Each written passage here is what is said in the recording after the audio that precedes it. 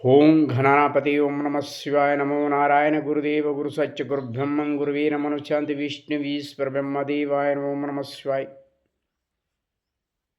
సర్వదేవత పెద్దమ్మ తల్లి, సర్వదేవత పెద్దమ్మ తల్లి.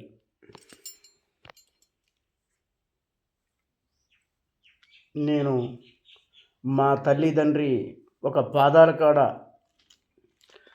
నా ధర్మం, నేను మంచి చేస్తున్నానా చెడ్డ దాస్తున్నానా నా ఆత్మసాక్షికి ఒకసారి పరీక్షించుకొని నేను మాట్లాడటం జరుగుతుంది. తల్లిదండ్రికి మంచి పేర్లు కావాలంటే, మంచి విధానం కావాలంటే తల్లిదండ్రి కోరుకునేది కూడా నా పిల్లలు బాగుండాలి, నా పిల్లలు చేసే పని బాగుండాలని తల్లిదండ్రి నేను కోరుకుంటుండ్రు.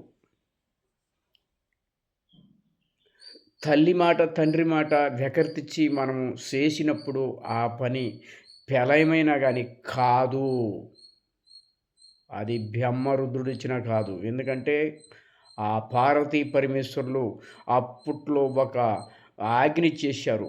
ఏది సుబ్రహ్మణ్య స్వామికి వినాయకమయ్య కనుక్కున్నది ఏంటంటే,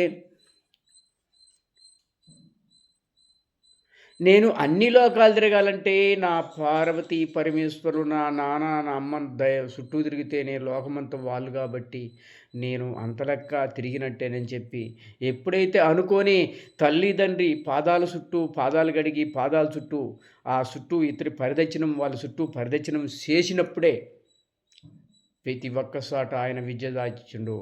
అందుకే నాయన వారు ఏమంటాడంటే, నువ్వు కనుక్కున్నది సృష్టి రాజ్యం సృష్టి రాజ్యం, ఆ రాజ్యం కనుక్కున్నావు కాబట్టే నీకు ముందు పూజ తగునయ్యా అని చెప్పి ఇద్దరు కూడా పార్వతీ పరమేశ్వరులు ఆజ్ఞనిచ్చారు.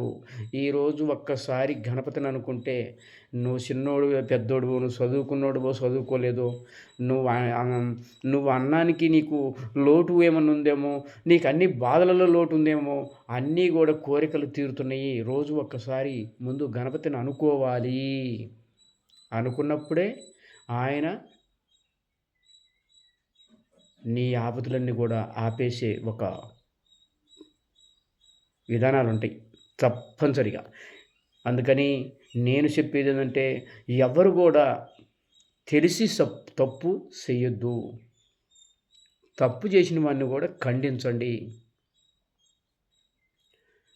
మన హిందూ ధర్మాన్ని నిలబెట్టండి.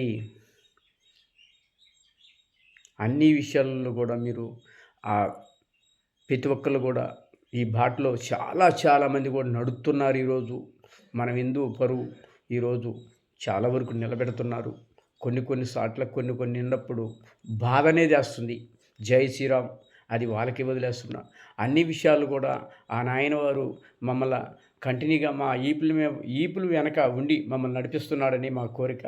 జై శ్రీరామ్, జై భారతమాత.